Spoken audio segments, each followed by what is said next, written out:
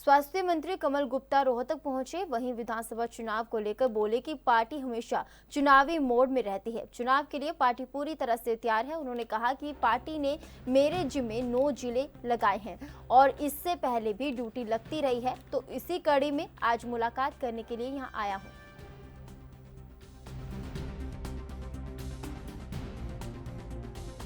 देखिए, प्रश्न विधानसभा का नहीं है। हमारी पार्टी तो कैडर बेस्ड पार्टी है। यहाँ राष्ट्रीय अध्यक्ष, प्रदेश अध्यक्ष, जिला अध्यक्ष, बूथ अध्यक्ष, पन्ना प्रमुख सब लोग समय से बनते हैं, समय से बदलते हैं।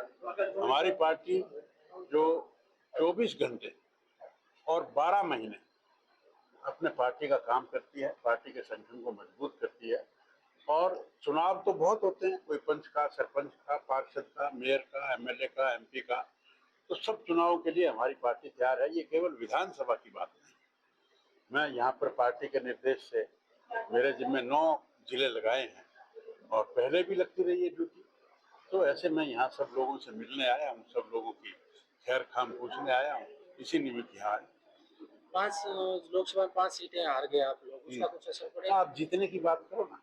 10 सीट आज हमारी, मेरी बात सुनिए, आज हमारी 60 साल के बाद भारतीय जनता पार्टी की राष्ट्रीय सरकार 60 साल के बाद तीसरी बार बनी है। अब ये तो हमने अच्छे बच्चे होने के कारण कहा कि हम 80% नंबर लेंगे। अब 80 नहीं आए तो 70 आ गए। लेकिन वो पार्टी जिसके 25% भी नहीं नंबर आए और किसी समय उनकी 400 सीटें होती थी, फिर 42 पे आ गए। उनको 42 की चिंता नहीं है, उनको इस बात की खुशी है कि 400 का नारा दिया था तो 243 आई। 243 तो अकेली बीजेपी की आई। इंडिया कंपनी जो बनी हुई थी उसकी तो सबकी मिलाकर भी 230 से नीचे है। उनको अपनी चिंता नहीं है, उनको ये चिंता है कि इनकी 400 नहीं आई। अरे हमने 400 के बारे में सोचा तो क्या गलत किया? इसका मतलब ये नहीं है कि हम हार गए। हम तो आज भी सरकार बनाए बैठे हैं, सबसे बड़ी पार्टी है, नजदीक हमारी एब्सोल्यूट मेजोरिटी लग गई। और जो गठबंधन था, गठबंधन मेजोरिटी में आया। तो पिछली बार 75 पार का नारा दिया था, इस बार कोई नारा नहीं है। नहीं, इस बार हम मेजोरिटी से सरकार बनाएंगे। कांग्रेस पार्टी हिसाब मांग रही है। कौन सा हिसाब मांग रही है? देश को तोड़ने का हिसाब मांग रही है। पूर्वी पाकिस्तान, पश्चिमी पाकिस्तान, पूर्वी पाकिस्तान, पश्चिमी पाकिस्तान बनाया, उसका हिसाब मांग रही है। धारा 370 लगाई, उसका हिसाब मांग रही है। और अक्सई चीन दे दिया चाइना को 38,000 वर्ग किलोमीटर पूर्वी लद्दाख का हिस्सा, उसकी हिसाब मांग रही है। गोहाना में हत्याकांड हुआ, उसका हिसाब मांग रही है। बघाना में हत्याकांड हुआ, उसका हिसाब मांग रही है। मिर्चपुर में जो उन्होंने किया उसका हिसाब, कौन सा हिसाब पूछ रहे हो? ये चारा घोटाला, 2G घोटाला, 3G घोटाला, 4G घोटाला, 5G घोटाला, ऊपर घोटाला, जमीन में घोटाला, कोयला घोटाला, मतलब आप किस चीज का हिसाब?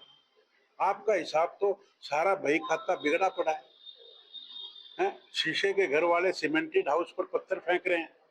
कौन से हिसाब की बात? चलिए, डॉक्टर नर्स और जो है स्ट्राइक पे है, उनके वेतन को लेकर एनएचएम वाले स्ट्राइक पर हैं, उनसे बातचीत चल रही है और शीघ्र ही उनकी 9 डिमांड हैं।